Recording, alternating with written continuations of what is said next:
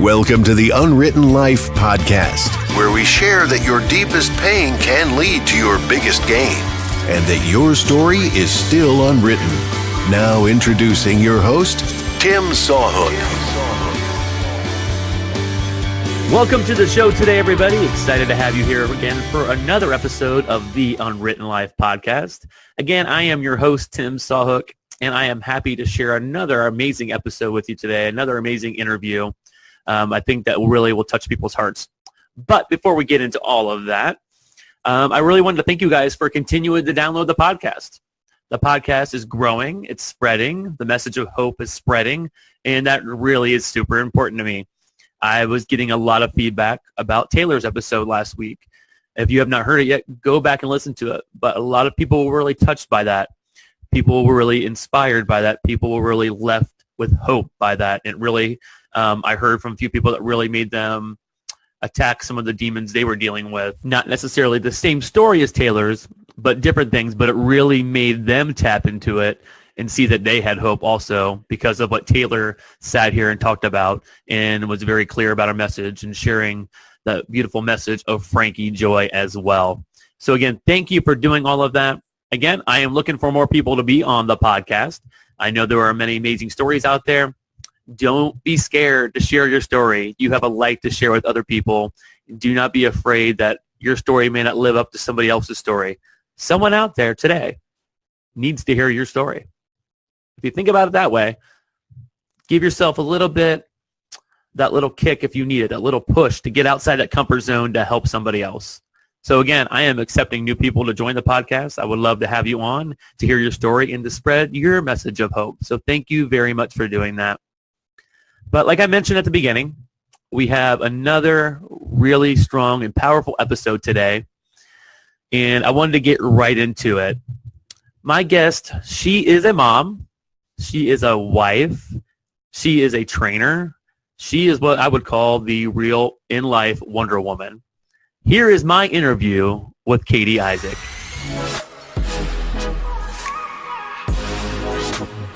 Well, I would like to welcome to the show Katie Isaac today. Katie, how are you doing? I'm great. How are you? I am doing good. I am so excited to have you on the program today. Your story is one that I know a lot of people will connect with and relate to. And it has, its ups and downs. It has hope and encouragement to it. But before we get to all of that, I want you to start back from the beginning. Tell us where your story kind of starts. All right. So my story.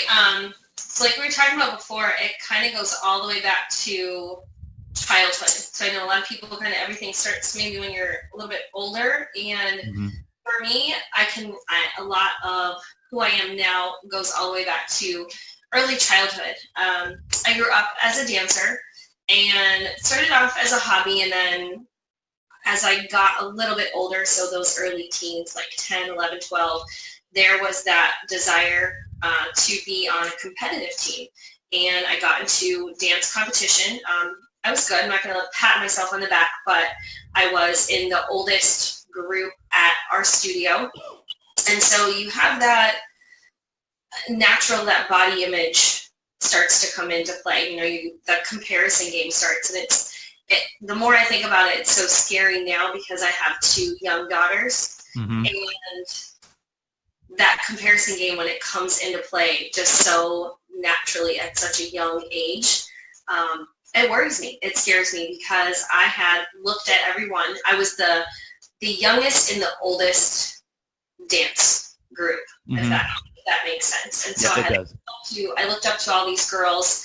I thought they were just, beautiful and gorgeous and talented. And I would go home and I would look at myself like, I'm not there. I'm not as flexible. I'm not as strong. My jumps aren't as high. I'm not as skinny. I don't look like them.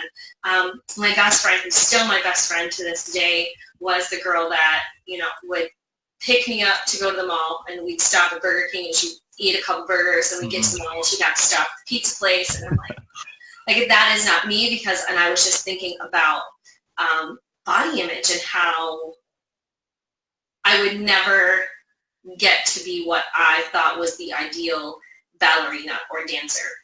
And in that, tender age of early teens, so 13, 14, 15, my mom had started to go into early menopause. She was a lot older when she had me. Mm-hmm. And I remember her just being so depressed, to just laying on the couch and not moving. And I was like, this is crazy. And she had gained a lot of weight. We did a lot of drive-through because I had danced 6 days a week, so there wasn't that time to have these big fancy home-cooked meals and everything. And so that's where that body image also came into play. So I'm eating this fast food, and she was like, it's okay, you're dancing, you're fine. And it was really her saying, like, taking away that guilt of, I'm so depressed and exhausted to cook for you. Mm-hmm. I want you to feel okay that I'm feeding you this way. And so that mental piece was always there. And, you know, you believe your parents, right? You're like, yeah, you're right. I did just dance for 4 hours, and I am just a teenager, so this is going to be okay. And I remember in high school, the yo-yo dieting started. Mm-hmm. And I remember watching my mom bring home, I'm sure there are people out there that have seen it. It's like the 3-day grapefruit diet. And it was going to be awesome because you would eat certain amounts of food, and you even had ice cream at the end of the day, but you were going to lose all this weight, and you did it every so often. And then there was the Slim Fast, and there was the Weight Watchers. Mm-hmm. It was just this up and down and up and down and up and down that was in my head. And it was just so miserable. It was so miserable. But then there were times where I just wouldn't even, I pulled myself away from it. I went to high school, Mm-hmm. About 30 minutes away. And so I think that was part of my escape, is I would just involve myself into so much in high school that I was never home. I ended up quitting dance when I was about 17. Mm-hmm. And I just pretty much like threw myself into life down there and kind of pulled away from what I was around. And that's something I really honestly, like, I'm just thinking about now. I feel like you suppress a lot of things that didn't have a positive impact on your life. No, absolutely. I think you're absolutely right with that. And I just want to tell people who are listening to the show right now is I'm going to be referencing this amazing blog that Katie wrote, and I will have that in the show notes for people to take a look back on her journey a little bit. But I want to ask you a few questions about that. You did talk about early on, you did dance 6 days a week, so a lot of your food was fast food. It was a lot of drive-through. That was convenience for you and stuff like that. And one of the things that you wrote about is that you felt like mentally that I had earned it. I could eat this because I'm dancing 6 days a week. Did you use that as like a coping mechanism for you and your family at that time for eating poorly? Absolutely. Absolutely. And I think that's something that helps me now. When I talk to people about food is that, you know, like that shouldn't have been the way that I was thinking. That shouldn't have been my reward, but it wasn't like I didn't come up with that. That came from my parents, right? Like, mm-hmm. It's okay, you just did all this, and everything was a celebration, competition. It was, let's go out and get ice cream and celebrate, and oh, we're going away, let's like buy all this candy and have it hanging out to have the energy to get through. And mm-hmm. So you get surrounded by those poor habits and poor reasons, and I wasn't mentally strong enough to say that's not normal, that's not right. That was the acceptable thing. Was I earned it? Yeah. No, absolutely. That was your normal then. And I would like to say to anybody who's listening, we're not saying that if you're feeling that and that was your coping mechanism that you're wrong. That doesn't mean you're bad or that you did anything wrong. It's just that's where you're at right now, or that's where you were, and that's okay. Yeah. You were talking about your mom and you participating in the yo-yo diets. And so what was it like seeing your mom doing those diets? And did you think that, okay, this is my mom. Obviously, she's right. She's my mom. So this has got to be normal. This has to work. Yeah, you trust that person that's your parent or a loved one is going to lead you in the right direction. And I had poor self-body image. So I was like, yeah, I want to lose 5 or 10 pounds. And I shouldn't be looking this way, or I shouldn't be feeling this way. And I'm going to do this. And then you're off and you're like, oh man, I lost 5 pounds. And then you gain it all back. And then you get angry at yourself. And then you go deeper and you gain a little more. And you're like, crap, I got to go back. I got to lose all this weight again. And that restriction, and we're Catholic. So when Lent would come around, it would be like, cut out all the bad stuff. Don't have that, and you feel so deprived. I think that's why I don't give anything up now for Lent because it was such bad. everything was such a negative experience for me. Did you have a lot of like guilt and shame associated with that? Like you'd lose some weight, then you'd gain it back, and you think, why is this me? Were you feeling shame from that? I did internally, or I would associate it with that's why I can't, do this move at dance. I can't jump high enough, or my splits aren't good enough, or I'm not fast turning, or whatever it was, or I'm not getting my flips right. I'm not getting it high enough off the ground in gymnastics because of that excess weight, which is not the case. You're strong. You can be muscularly strong and be heavier. I wasn't there. It was always a negative connotation and a punishment. And I beat myself up for it a lot. So you said that you, at this point, you were at high school 30 minutes away. So you kind of poured yourself into being away from your mom, being away from that situation, and just being into the high school thing, correct? Yes. So during that time, were you gaining weight into high school? What was that like for you, your body image and your body weight at that point? Looking back at pictures, I don't think that I gained an excess amount of weight. Like if somebody looked at me, they wouldn't say that I was fat. They definitely wouldn't say that I was on the thinner side either. You've got puberty and life changes and all that stuff happening. Right.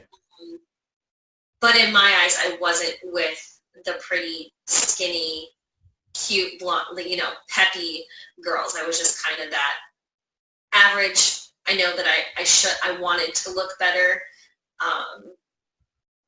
But there were always those ups and downs. And I would have, I think, early on in high school, I would have moments where I would have those days where I wouldn't eat, and then I would just eat so much and then not eat and then eat so much, and that cycle starts.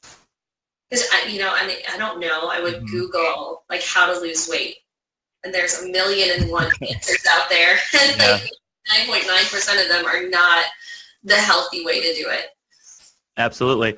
So what would you say if we would stop right now on the podcast and stop your story? What would you say to girls who are in high school? And if you're thinking back to what that felt like, comparing yourself to others, not really loving yourself at all, what bit of advice could you give to someone who's in that boat right now? Love yourself more than God loves you. Wow. I thought I had maybe stumped you on a question, and then you come back with this answer where I'm like, my mouth's wide open. That is a hashtag that we need to put out for the show. That should be on a T-shirt. Hashtag, yeah. I mean, there's a lot of truth to that. Yeah. And there's it all starts with yourself.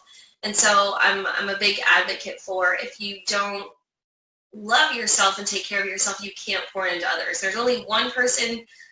Your parents love you, and your spouse loves you, and your children love you. But you've got to love yourself first. God loves us no matter what we do. And so you've got to love yourself and forgive yourself for all of the wrong choices, the poor choices, and to kind of put blinders on and be like, I've got to love myself to treat myself with the utmost respect. I think that's a great answer. And I think because I have a son who's in high school, and often we talk about things for his future and stuff. And I think as parents, we can see a future for them, and it's hard, I think, when they're in it. And I remember being in high school to see a future for yourself beyond what's going on, the everyday craziness. So I think it's perfect. I think it's a great answer. Love yourself more than God loves you, and give yourself a little bit of grace to see that future for yourself, that things are going to get better, and you're going to have more beyond these walls of high school. I wanted to see how your story progressed. So after high school, you go on to college. What was that like? So after high school, I go on to college, and I get farther away. So I knew I wanted to go to a private college, not, driving distance. I ended up in Cleveland at John Carroll. I ended up on a dance team again. And here we are, now we're into dancing in front of people, my peers, college, football, you're in that. I don't even know how to describe that mindset. I think there are people that are out there, you relate, you're trying to find yourself and find who your people are and who your friends are. And here we are on this dance team, we're in crop tops, and everybody's looking awesome, and I feel gross. I'm like, I shouldn't be on here. I shouldn't be doing this. I don't look the right way. And so comes on the up and down again. And I can look at pictures from my freshman to my senior year of college, and like the way I looked changed so much, right? Like you had like the freshman 15, and then my sophomore year I was really skinny, and then my junior and senior year I kind of progressed to my highest weight, which by the way I don't even know what I weighed. I just know that it was not okay. And looking at pictures, and a lot of people don't know that about me. I think people meet me now and are like, oh, she's just like the fit person. Right. She's been blessed to be skinny, and that's just who she is, and she's always going to be that way. And it's just not the case at all. Yeah. So talk about, we always hear people joke about the freshman 15 and gaining the 20 pounds and stuff like that. What was that like for you mentally, gaining that weight, and you're being on the dance team? And like you said, you're wearing crop tops, you're out there in front of people and your peers trying to find your life and stuff. What was that like, gaining that weight? What did that feel to you mentally? It was that shame and disgust. And again, like I earned it. We practiced. We're doing all these things. And I was not the gym goer. But there were other girls on the dance team that were, and I would dabble, and I'm like, let me go try this treadmill thing or this elliptical thing and try this. But then I would just go back and be like, oh, you just worked out. Like, you got to go get that ice cream and that free pizza, that cereal. And, you know, you love this stuff. Oh, like, bring on the bagels and salad bar. Like, who does that salad bar stuff, right? It was all Carb City and guilt. And then, you know, the party and the hangover and the Right. You're drinking and experimenting in college, and you're just careless. Right. Well, I think it's interesting. I was reading your blog, and like I said, I'm going to post this for people to see. Is that when you said when you got to college, you were just different roommates, so there was various lifestyles that you were around. You know, with different people dieting, some people working out, like you just referenced. And then you talked about that you would see yourself going to extremes, and I want to talk about a little bit of that. What kind of extremes were you starting to go towards? So when I moved into a house, my junior year, I would go to the extremes of exclusively only eating one food, like one type of food. Like I ate rice all day. Those were my meals. Or I would just eat fruit, or I would just eat protein, or just drink a shake. And it was hard. One of my roommates was like the Barbie. Like she was the perfect, and she would just like eat whatever she wanted. And I'd be like, oh my gosh, like, okay, if she's this thing, like maybe I should just eat what she's eating. And then my other roommate, like, maybe I should just do what she's doing. Maybe I should do, and I never took care of myself. I was always trying to be somebody else. And I had no idea who I was. Right. Or what I wanted to be, for that matter. But I knew that I didn't want to be what I was. The way you were feeling, what you looked like, what you saw yourself in the mirror. You didn't want to be that anymore.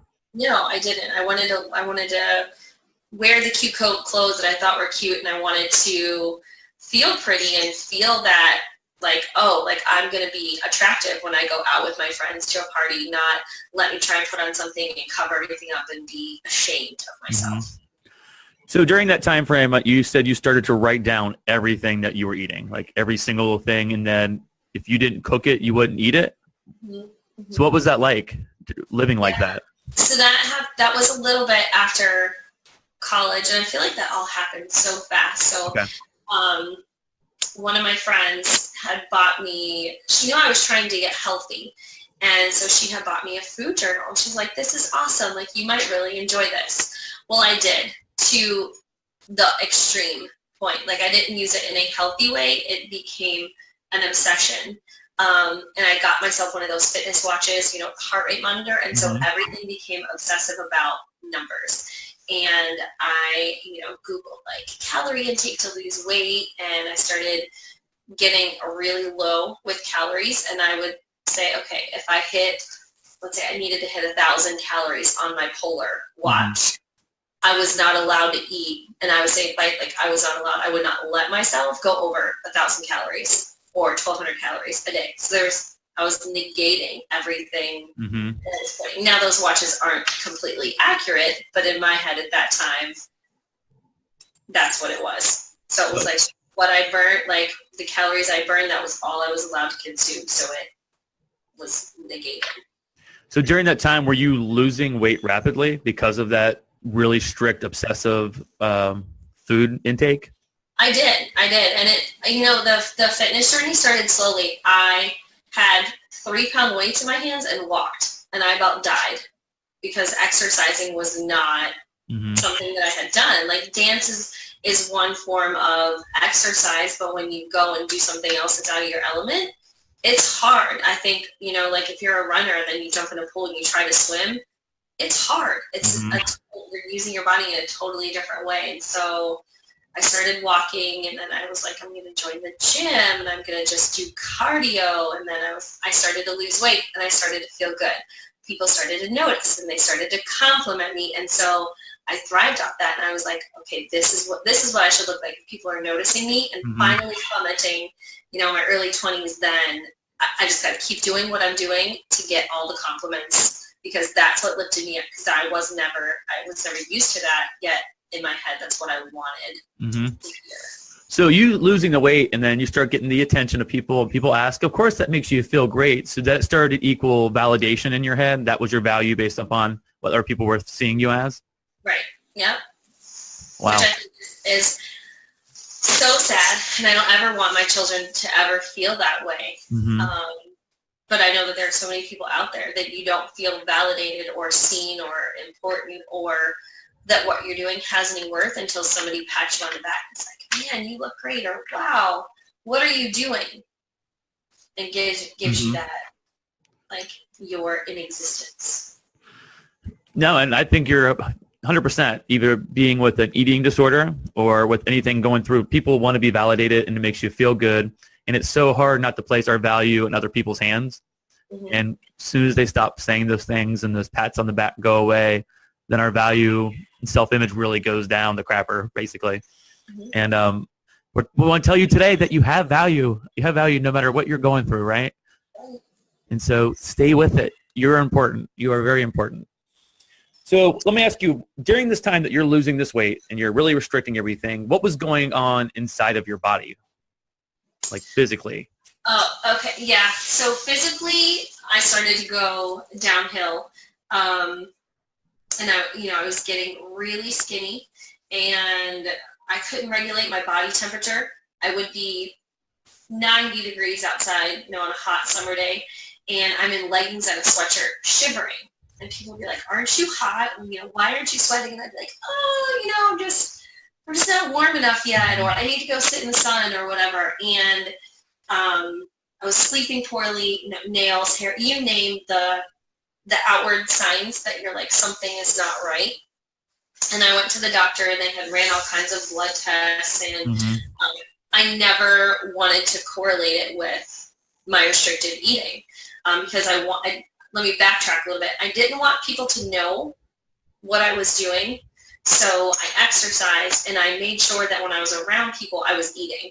And so they would see me eat these big meals at lunch because I was a teacher, or they'd see me eat dinner. But I had a lot of limitations as to what was going in, so nothing was really sticking because I was exercising so much.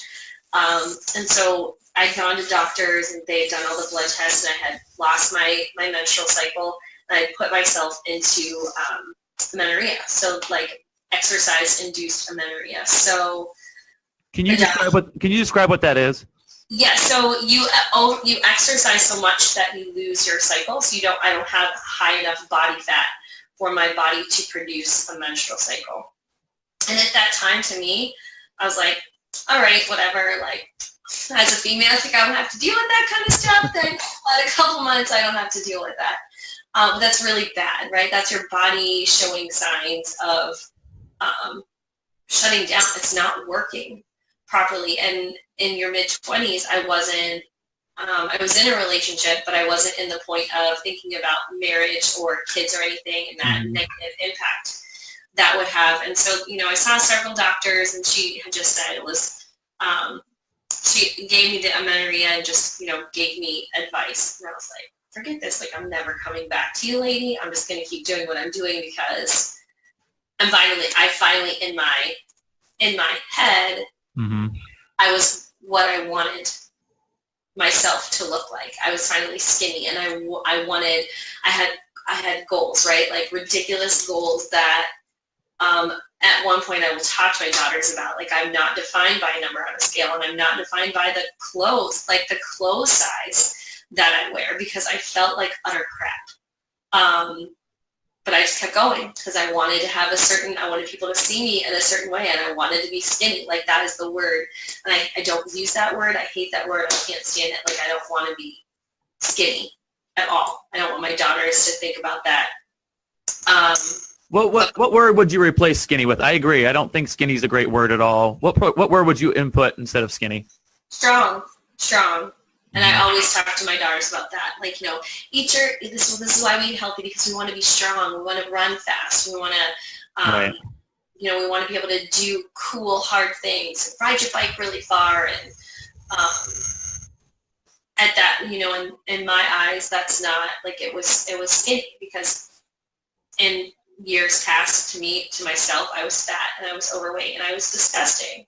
Mm-hmm. And I finally, to myself, I had unlocked this code, right? It's like I figured out the secret. I'm not yo-yo dieting anymore. I'm just going to stay here in this life of deprivation, which really sucked, because then you start to lose friends and you start to lose loved ones, and people start to finally say, I remember getting into a huge fight with my best friend. She called me out on it. She's like, you have a problem. The guy that I was dating at the time said that he's like, I've called anorexic hotlines. I need to help you. I don't know what to do. He went to my parents, and my parents had saw me, and they had seen me, when your mom's like, I see your vertebrae. Mm-hmm. You're sick. And you hear it from enough people. You're like, maybe. But I was like that strong-willed person. I was like, I know what I'm doing. Yeah, no, you reason with yourself that all these people are wrong. I know what's right for me and my body. I see I'm making progress. You're feeling that in your words, you're feeling skinny and you're getting attention and things like that. But you brought up a couple of things that I wanted to talk about with other people and stuff. First of all, you talked about that you had all the signs of an eating disorder. You talked about hair, nails. Can you maybe list a couple of the signs for people? Because right now, it's not always about the person who's going through the thing. It's all the people around them. And sometimes they don't always see the stuff, or they're not watching for the things. What kind of things could they see or look for? You've got brittle nails. You've got hair that's falling out, thinning hair. Sometimes you can see veins. You can see a change in their face, dark circles sunken in. Outwardly, if you see them in a bathing suit, you may see their vertebrae. Their hip bones, they start to just kind of, almost, I would say, like wilt. Like, you start to just fall inward to yourself because you're slowly killing yourself. Now, that's hard stuff to hear. And I can't imagine how easy it is for you to relay that now. I can see you in your face because no one else can see you, but I see you like reliving it and thinking it over in your head. And what people, and I say this a lot with our interviews, and I'm going to continue to say it, I appreciate your strength of you sitting here and telling this story, because there are so many people who are going through this same thing and they feel so alone. They don't feel they have value. They think they look fat, and you just keep on filling in the blank with some more things. But you sitting here and telling your story, even though it hurts, even though it was dark, it's really going to help people on the other side. And I really appreciate that you doing that today. So thank you so much. I hope so. And I'll say it doesn't happen overnight, and it's not been something easy to talk about for a long time, because it was something I then to go through this period of being really ashamed and then not acknowledging it. And even in conversations, my husband will talk to me about it, and my mom will still bring it up, and we have a really interesting relationship. But my friends won't. But I know they know, but they were there with me, and they never left me, but they don't ever bring that conversation up. It's not an easy thing to talk about. Well, you know what, and I'm glad you asked that, because that leads to one of my other questions. And this leads to a lot of the topics I talk about is people not saying anything. People are always afraid to say something. They don't know what to say. They don't know if they should tell somebody else. They don't know what they should do. Do you want to give people right now permission to talk to somebody, or not even permission, but what words can they say that it won't be? Because I know you said you felt attacked, that people were saying that you need help and I can see your vertebrae and you're anorexic and I call this hotline. What kind of permission or what kind of language can you give people to say that would help somebody in that situation? Reach out.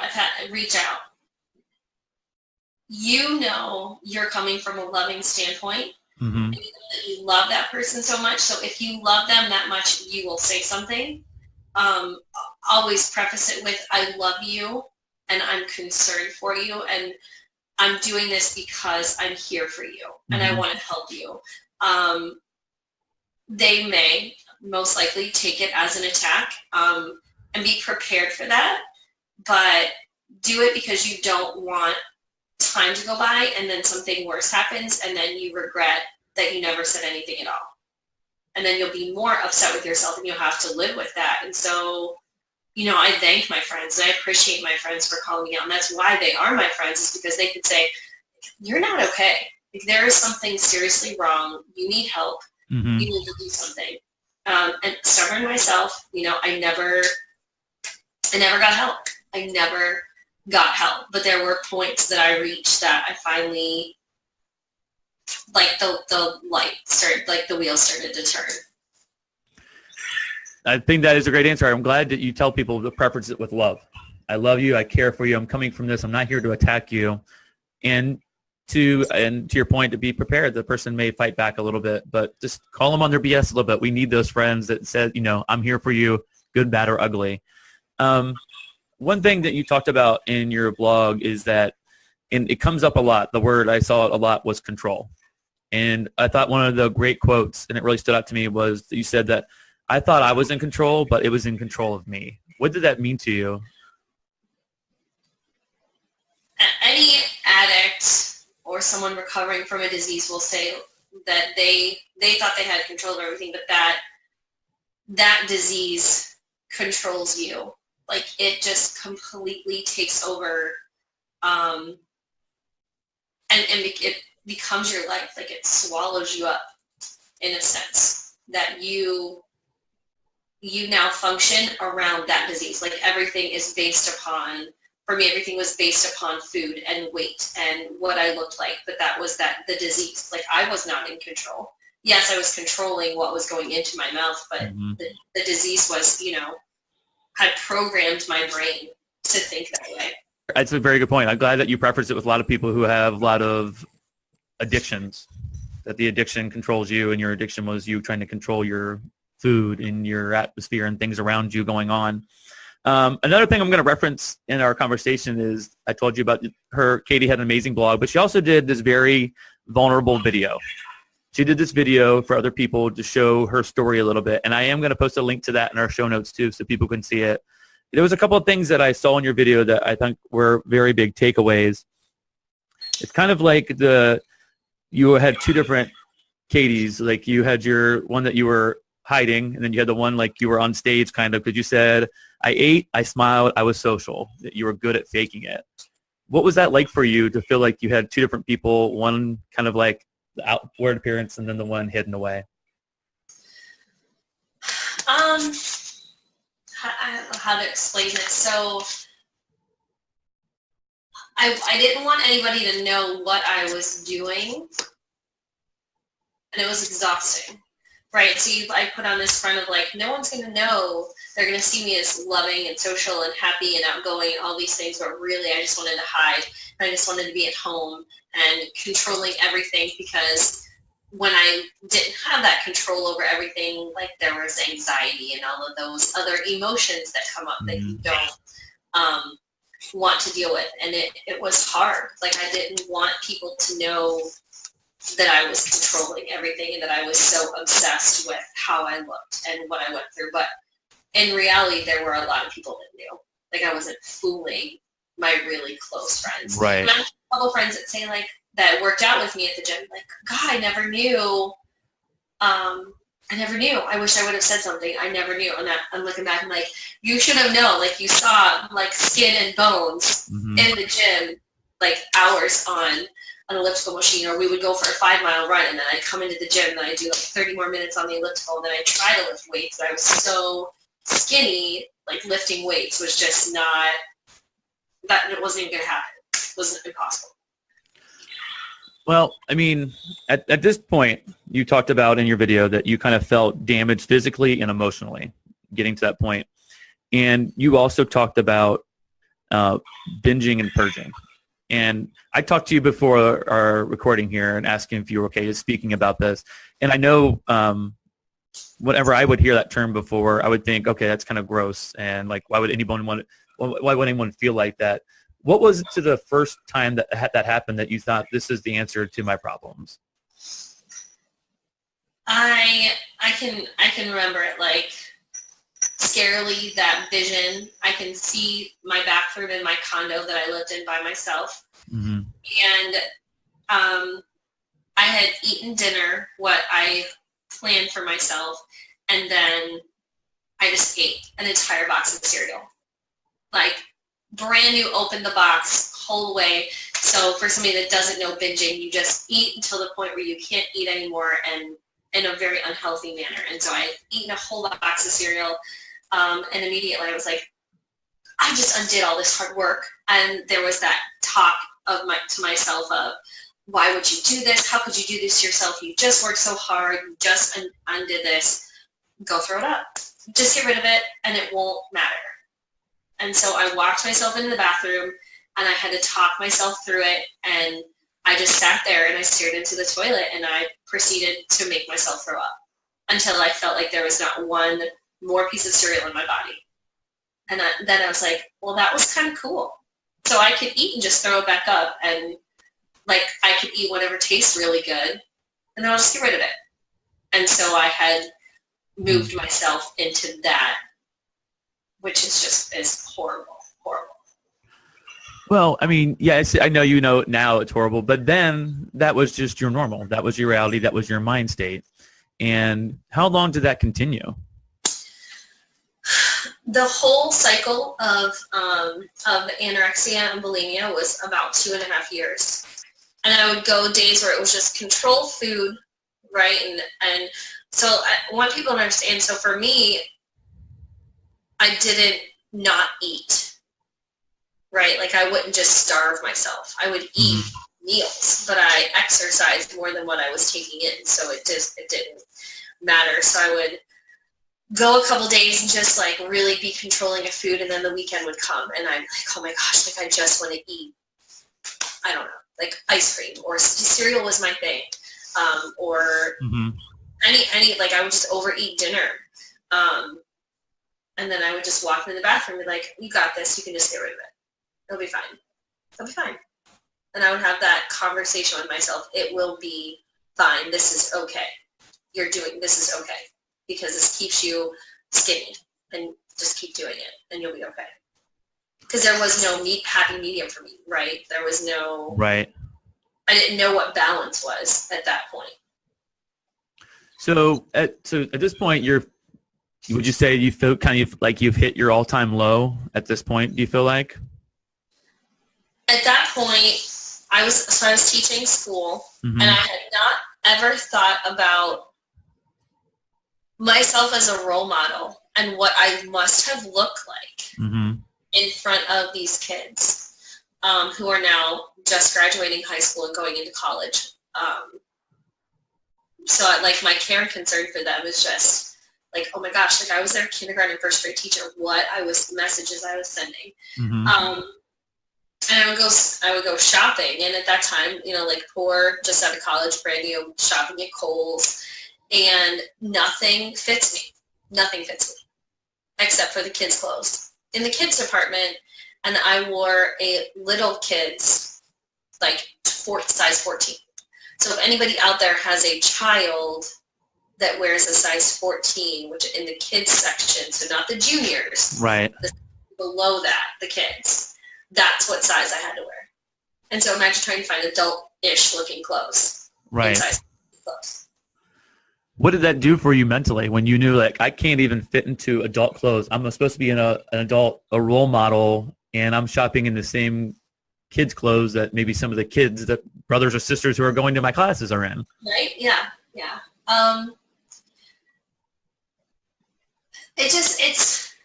It starts a depression and sadness, and again, like it's come up a couple times. You're ashamed.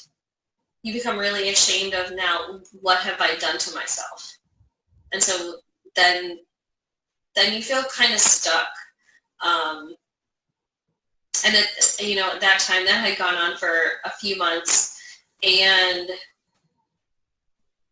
this kind of living at that condo, I was dating someone. We had parted ways, and I had met my husband, who he will tell you to this day that he never saw me sick. Now he saw me at my lowest point, but he did not see that. And for me, my lowest point was one night I was obsessed with the scale, so I would weigh myself multiple times a day, and I hit 99 pounds. I was like, this is awesome. Like, I'm in double digits. This is awesome.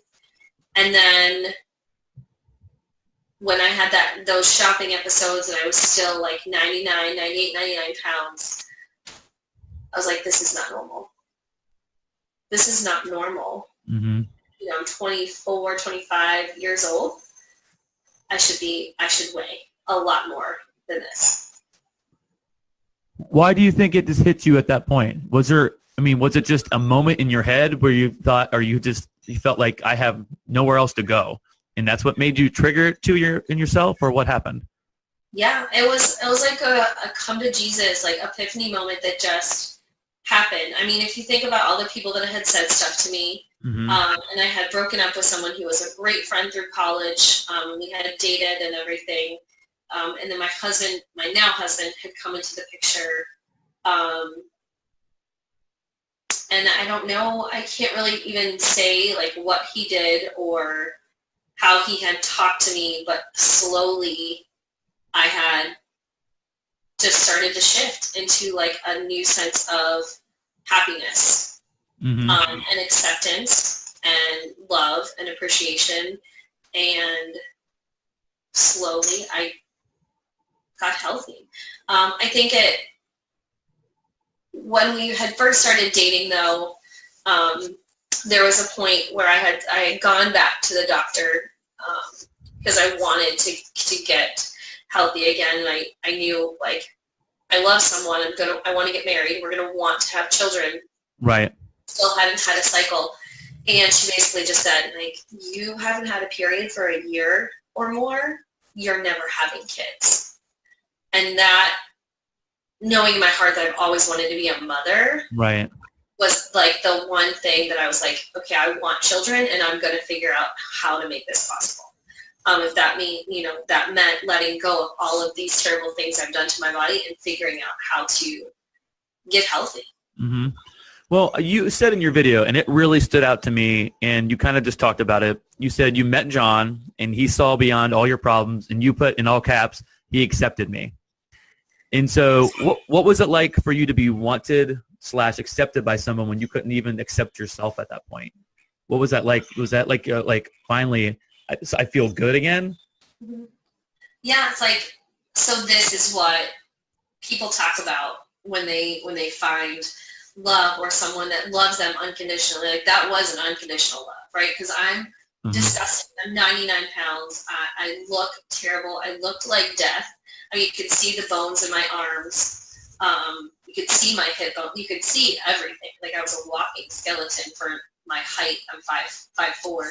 And I was like, he loves me, and he cared about me, and he had just shown me what apparently I was missing. And without him even knowing or trying, he always say that I saved him, but I think that it was the other way around. I think you may have saved each other. Saved each other. Your love story. Yeah. I think that it's awesome, and it can't be understated that someone can really come into your life, and God's going to put them there at the right time to help you, love you, and help you accept yourself, because they're going to love you unconditionally, like God loves us unconditionally, no matter what we're going through, no matter how disgusting we look on the inside or how we feel. there's still that love and that grace for us out there.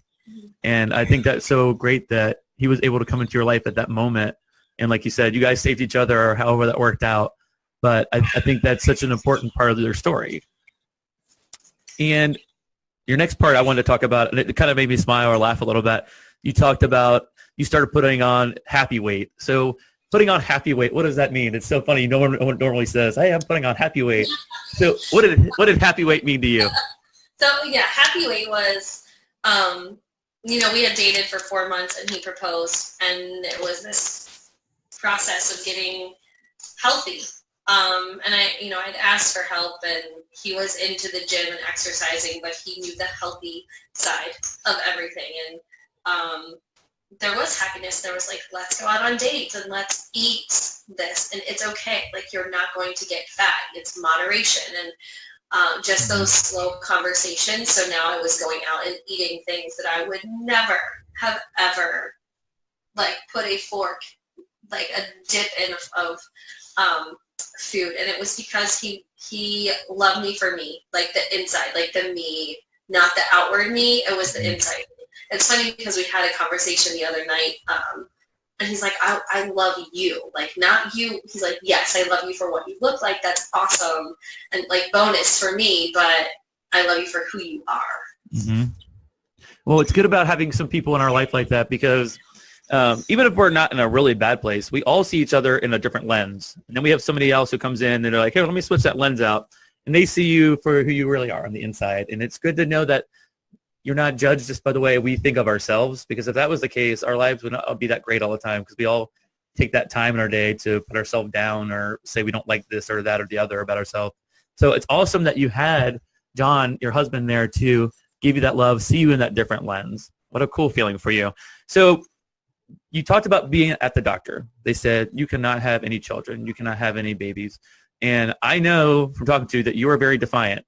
So I'm sure you said, I'm going to find any way I can to make this happen. So what was next? What did that look like? Next was, gaining weight and just developing a healthy relationship. So I can't go back to like the opposite extreme, right? I can't just stop working out completely and just eat and binge, because that's unhealthy too. So I had to take baby steps of slowly releasing control of what I was eating and not be so restrictive, and dial down. So I was working out 2 to 3 times a day. So once a day is enough. It's more than enough if you're working out appropriately. And so by balancing both ends of food and exercise, and emotional love too, right? There was, you can be so stressed out that you don't eat, or you stress yourself either to the one extreme of weight or the other. And I was in a demanding school district, and I had put high demands on myself. And so I started to release that stress too, and not be so engrossed in everything. And built that relationship with John, and we had got married, and I was a great healthy weight when we got married, and we wanted kids. Like, I wanted kids, and so we just focused on whatever, starting to eat a little bit healthier. Granted, we're definitely healthier now than we were back then, but to me, like, that healthy was healthier than it was before. So it's been a slow progression of stages, where if I look back at college, I ate everything like crap, and then I go to eating nothing, like no fat, no carbs, like super lean, to then slowly having that balance of having the treats, but still eating healthy. That mix, and so it's always a work in progress. No, that's. I think you're telling the story really well about what you need to start to do to get that balance back. You're working out 3 times a day. Go back just to 1 a day. It's okay. Like you always smiled, like 1 time a day is okay. You don't need to work out 3 times a day. So after you started putting on your happy weight and getting a little better emotionally, physically, where did that leave you as far as getting children, having a family? So after John and I got married, like immediately was like, let's have kids. So naively, like, this is like, it's just gonna happen, right? You're like, I think I'm going to have kids, so let's go have kids. And it doesn't work out that way. And so we kind of knew it would be a struggle at first, considering that it's not had a cycle. Right. And it took us about 2 years before we got pregnant with our first. And doctor's visits, fertility specialists I had gotten, where they put the dye through your fallopian tubes to make sure there were no blockages. John had gone and done all that like awesome testing that every guy loves to go. Any guy out there is probably laughing like that is a feasible experience. But at one point, and it makes the marriage hard sometimes when you're trying to calculate everything that's all on God's timing, and you're trying again to control that.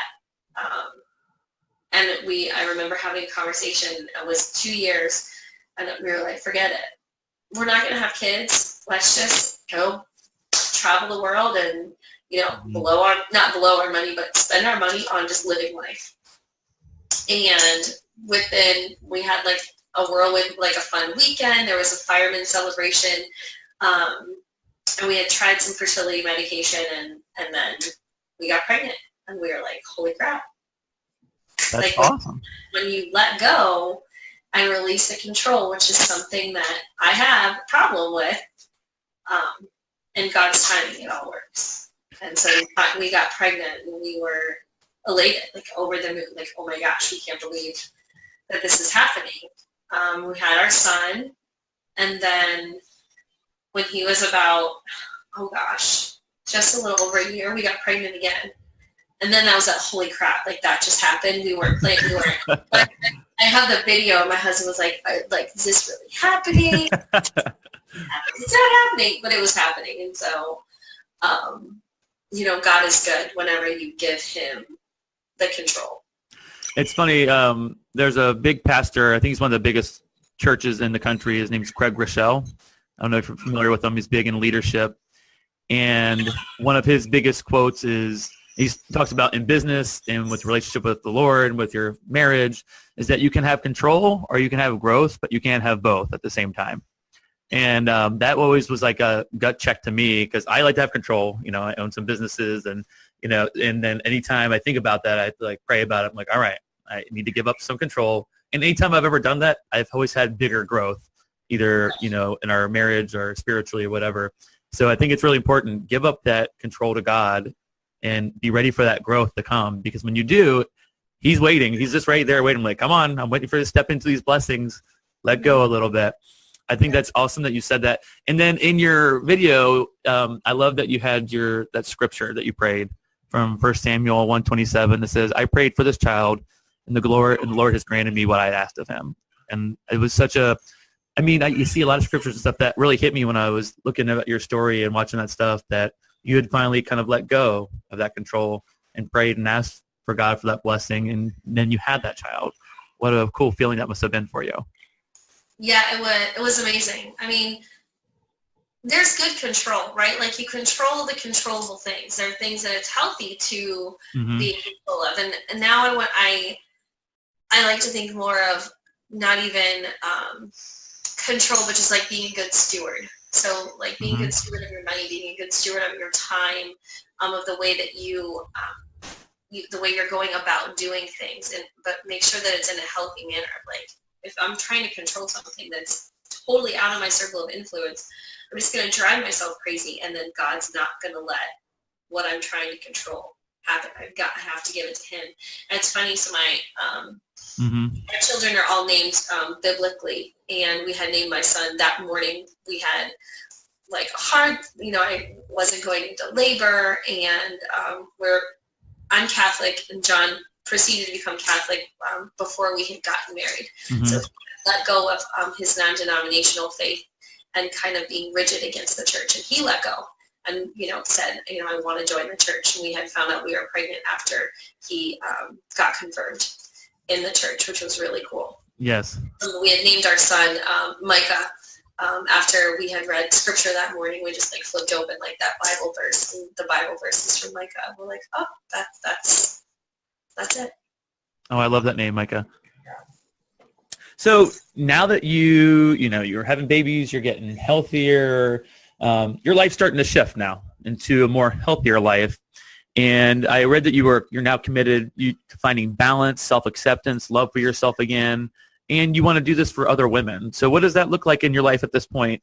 You know, you're getting healthier and you want to have this and kind of pay it forward attitude.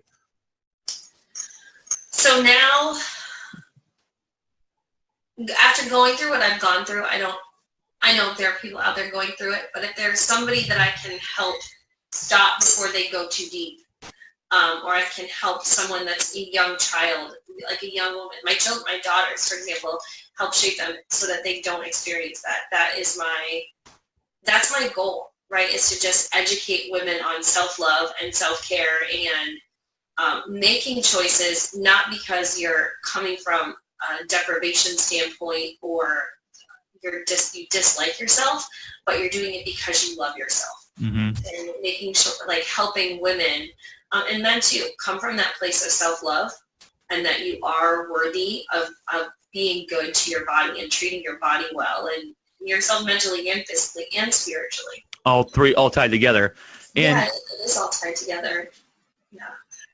You put, and I thought this was really big, and I want to ask you what that really means to you. You said that every time that you help women, they are actually helping you. And I thought that really stood out. What does that mean to you? What is that feeling like?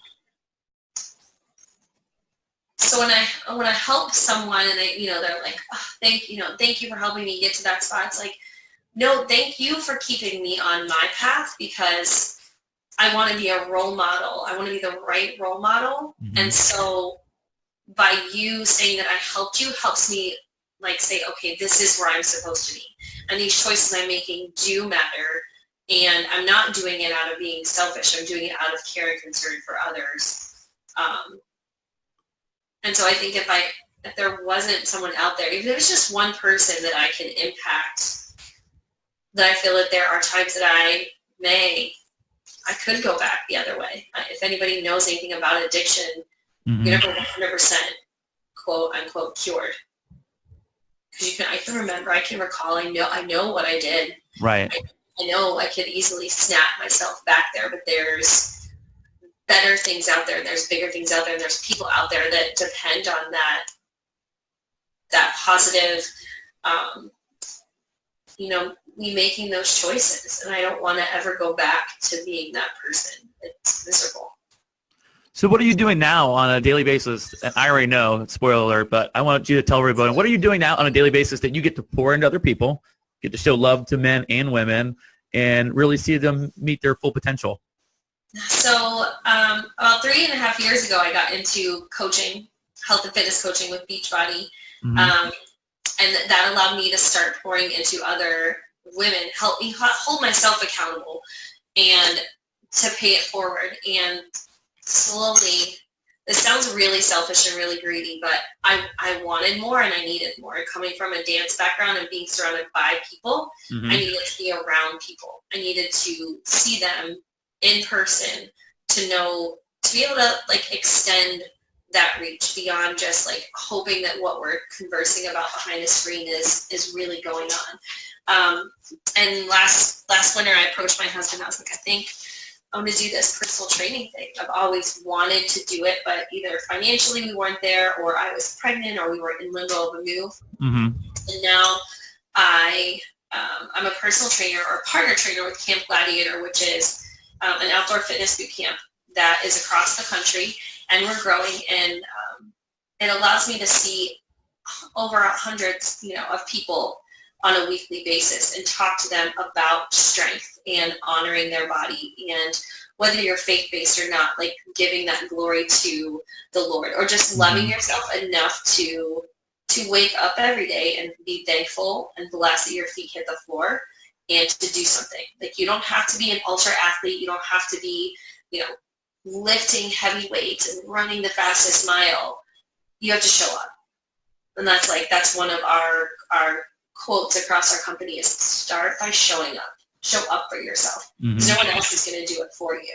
Right. Since we both are in the workout background and stuff, you know who Shaun T is. He's the creator of Insanity. Yeah, I just got his book for Christmas, and one of his quotes, and I use this, whoever listens to this has been to my classes, I talk about this all the time, and it was just on the cover of the book, and I already used it 1,000 times. He says, it's not about being perfect, it's just about being present. just to your point of just showing up. Just be present. You don't have to be perfect. Perfection's never going to come. You're never going to achieve it. But if you show up, you're going to win every single day. And I think that's awesome. What do you see in people who come to your Camp Gladiator and you train with them and you see in them what you saw in yourself before, where they don't have a lot of hope, they don't have a lot of confidence yet, but you get to see them achieve something? What is that like for you? For me, it is so fulfilling. Like, next to being a mom and a wife, like, it's going to make me cry. There's never a day that my feet don't hit the floor that I am, like, I need to be at camp. Like, I need to be there because, and I always tell this to them, I'm like, you guys give me the energy and you guys lift me up. And every walk of life of people that are afraid or they don't know what to do or how to start, or they don't think that they're good enough, and they compare themselves to somebody else. So I can, talk to them about, like, I've been there, or I know someone that's been there, or just giving them that pat on the back and saying, like, you're worthy. Mm-hmm. It's just such an amazing feeling. And to see that what we have as a camp community and see how it pours into my family as well, like to see my kids out there and my kids high-fiving and my kids cheering on the adults and, like, hugging them and loving on them. It's just, I can't even put into words, like, what it does for me. Like, I finally feel like I found exactly where I need to be. Well, I think there's something to be said for you speaking truth into somebody when they don't see it, and you get to tell them, like, look, you can do it. Not only can you do it, you're doing it right now. There's a difference to people like, oh, I'm trying. Trying is sitting at home talking about it. Doing it is you're here. You're here doing it. So I think it's amazing that you get to speak truth into people and show them that, listen, love yourself. You can do this. God's there for you. I'm here for you. And we got this amazing community of people here lifting you up. How cool is that? Yeah. And I'm thankful. It didn't come easy. Like, I didn't just come into training in this. There's a long road of, I've gone through a lot of things and a lot of different careers, so to speak.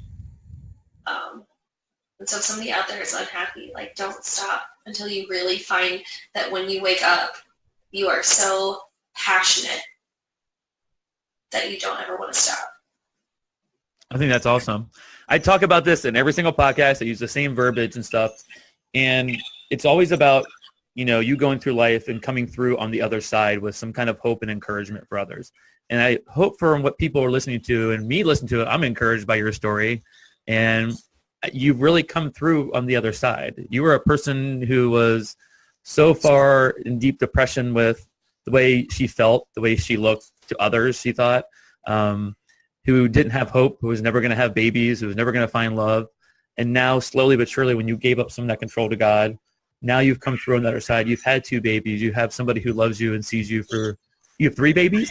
Oh, you didn't tell us about the 3rd baby. 3? Oh, yeah, she didn't make it on the blog. Or life gets crazy after 3. Like, it's just constant. It's beautiful chaos. Beautiful chaos. So you've had 3 babies and you've totally forgot about the 3rd one already. Until you remind me right now. She's the neighbor. So you have 3 babies and so many blessings from the Lord. I think that is truly, truly amazing. One thing that really stood out to me at the very end of your video, you were trying to give away for people to connect with you, and you just kind of listed your name and your email. And then in real big, you just said the word survivor. And I was like, that is badass. She didn't just leave her phone number or just a call to action. She just put the word survivor. And what did that mean for you, putting that out there? Like, I am a survivor. What does that mean?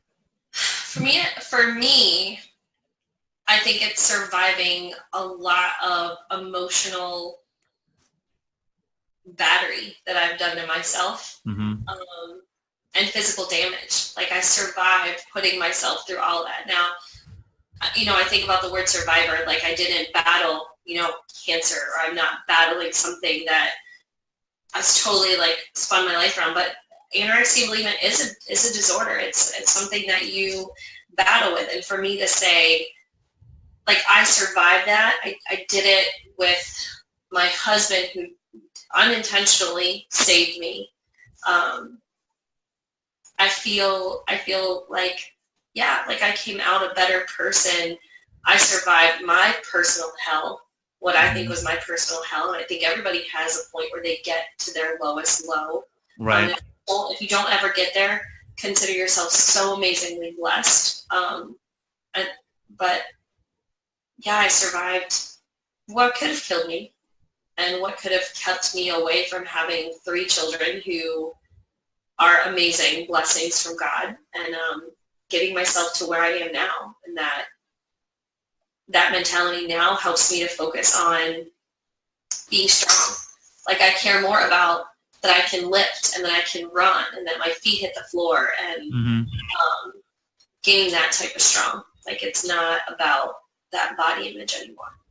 Well, you know what? You are a survivor, so you can't. I don't want you to negate that just because you didn't have a cancer or something like that. You went through something. You were up in it. You were sitting in that pain every day and dealing with it, and now you have come through on the other side. So be proud of that. Be really proud. You are a survivor. You battled it, and you have your badass finish now, and you are still kicking butt every day. You're a gladiator, right? Gladiator, yes. That's pretty cool. It's pretty cool. Yeah, heck yeah, it's cool. That's amazing. Let me ask you this. Where can people connect with you after this? If they hear your story and they want to reach out and, they don't want to talk to me about it. They want to talk to you. Where can they connect with you at? They can connect with me. So, phone, email, Facebook. I think we can put on there, best way to reach me is my Camp Gladiator email and Facebook for sure. And to not hesitate. Like I love when people reach out to me and say, hey, I have a loved one that I think is going through this. Can you help me? What can I say? And to know, I don't know if what they said worked, but for people to have courage to reach out, I think is amazing. And I love it. Like I will stay up all night talking to people about health and fitness and making better choices for their body and like giving glory to the Lord and like taking care of yourself is a blessing. Like it's not a punishment. And I went through that. And it took my best friend Taylor and what she went through to help me really dig into that blessing, that it is a blessing. You don't come to these things on your own. It takes somebody else to pay it forward. And so I wouldn't be where I am today without my best friend Taylor, who is my third Ezra's godmother. And so I have to give her a lot of credit too. And you guys all know Taylor. You have already heard her podcast and her amazing story. And if you haven't heard it, I am not going to spoil it, but it is something that will leave you inspired and blown away by the strength. Yes, our birth stories are that's like a separate podcast. I think we should, you know what? We should do a podcast and bring both of you guys on together, and maybe we will do that actually. See, you're always giving me more ideas for my business. Thank you, Katie. No, but I really just wanted to thank you so much for coming on today. And I said it midway through that I get to see these people sit here and talk about it, and I can see it on their faces, reliving the bad things that they went through in the dark places. But I also get to see the smiles and the hope when they talk about where they are at now. And I appreciate your strength. I appreciate you being honest and kind of digging deep into those things to give somebody else hope and encouragement right now who's listening, who really needs that. And your contribution here today cannot be understated. So thank you very much for joining us today. Thank you, Tim. I appreciate it. It was therapeutic to relive that in a sense. So I thank you. Oh, well, you're welcome. I am so glad. Well, as Katie Isaac, everybody, again, we're going to have all her contact information in the show notes. So if you want to reach out to her and talk to her and maybe get some advice from her, you're going to be able to do that. Well, Katie did such an amazing job of being on the podcast today and sharing her story, being brave, going outside that comfort zone of not everybody knowing all your baggage and kind of putting it out there for everybody, knowing that it could help some people. So we couldn't thank her enough for doing that and being brave like that. And while listening to Katie's story, there are so many different takeaways that really happened in her story that made me really think. And one of them that I wanted to touch on here before we wrap up was one of the quotes she said was, "I thought I was in control, but it was in control of me." And that made me think about all of us out there listening today or just in everyday life. What is something that we think we're in control of, but really it's controlling us? I mean, you have to really take a second and think about it. You may not have that thought right this second on the podcast while you're listening in your car or while you're walking around your home or whatever you're doing, but I really want you to think about it. And I'm not talking about an eating disorder. It doesn't have to be that. That there are so many of us out there that we think we're in control, but there's really something else controlling us.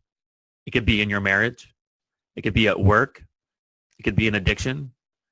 It could be eating disorder. It could be a depression. And the list goes on and on and on. But I really want you to think about that. Am I really in control? Is there something that's holding me back because it's controlling me, where I'm not being able to live my best life and to have that freedom? And she said that she was really good at faking it. How many of us out there are good at faking it, right?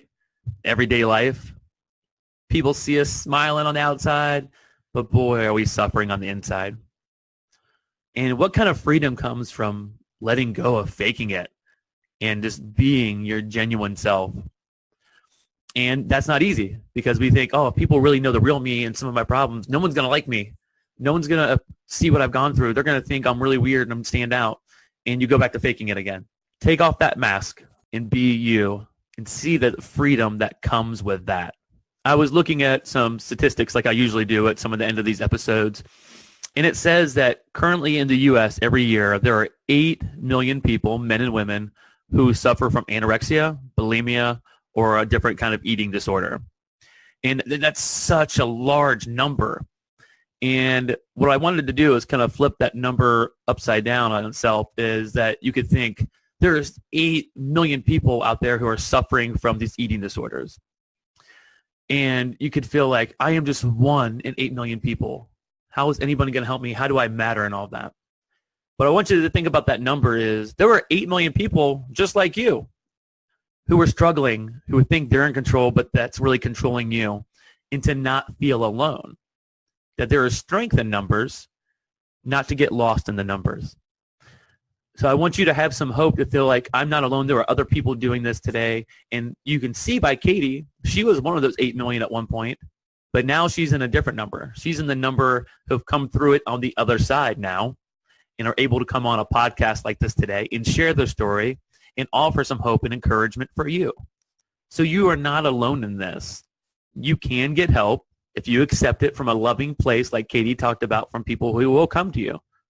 They will confront you because they love you and they want the best for you.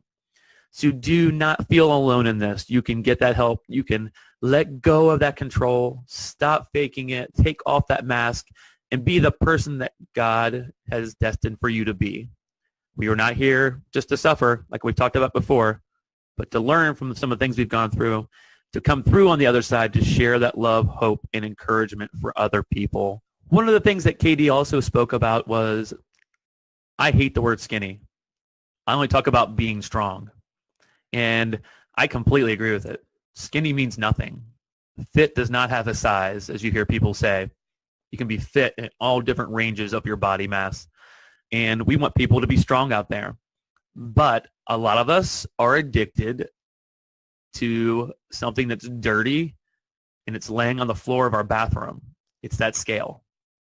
So I want you to think to yourself, and I've said this to many people through coaching and different things, is one, answer these questions in your head or out loud or wherever you're at. No matter what you do or you look like, will your spouse or family love you? Answer that question. For me, it's a yes. No matter what you do or look like, will your children still love you? The answer is always yes for me at home. So why would you let a piece of plastic or metal that sits on the floor of your dirty bathroom tell you how much you love yourself? Think about it. We do that. We will step on that scale, and whatever that number is says how much we value ourselves. And that's really sad. And I've been there. This is not coming from a point of me pointing fingers. This is pointing fingers right back at myself. I have done it. Weigh myself every day. And whatever that number was, that reflected my mood. That reflected my value. But I got to a point where I knew if what I was doing was okay, that I could be okay with it. And I would have to let go of some control and not be so obsessed with that. So again, remember that no matter what you do, will your parents, your family, your children, will God continue to love you? And the answer should be yes. So why do we let that thing on the floor of the bathroom tell us how much we love ourselves? I want you to let go of that today and remember how much value you have. And remember, just like Katie, you too can be a survivor. And it doesn't have to be from a big cancer or something like that. If you're going through something, you're battling something, you are up in it right now, and you are coming through it on the other side, you are a survivor. If you're not through it yet, you are a survivor in training. Remember that. I can't tell you how much it meant for Katie to be on here today. I really appreciate her showing her love and her caring for other people. And she talked about on here, every time that I help another woman, it's really them helping me. So reach out to people out there and see how much self-love you get back by helping someone else. You're really stepping up for them, and really, that's coming all back to you and filling your bucket up so you can continue to do that. So many lessons today in the podcast, so many great takeaways. Continue to listen to it over and over again and let it fill your heart, let it fill your mind with the good stuff so you can go out there and make a difference in your life and the people around you. Guys, I want to hear from you. And how can we do that? You can visit unwrittenlifepodcast.com. There's all my contact information there, email, so I can hear you email to me if you want to email me ideas for the show or maybe your story that you want me to read on the show. I'd be happy to do that. Check me out on Facebook and our Facebook group, Unwritten Life Podcast. That was where the conversation is always happening. Things that we're sharing will always be on there, including the show notes from the website about the podcast. And then on Instagram at the Unwritten Life Podcast, we'll be sharing pictures from people on the show. You can see pictures of Katie and her family on there throughout the week. And the bottom line is it's about community. We want to stay connected with you. And we want you to stay connected with the guests from the show, for Katie, for Taylor, for Katie, the other Katie and Bonnie, and so forth and so on, and the people we've had on this show. So many great people. And we want you to be able to connect with them and make this, like I said, a revolution of hope. That's all we want. So we've come to the end of yet another episode, but this is not the end of your journey, your story at all. Remember, you matter, you can make a difference, and your story is still unwritten.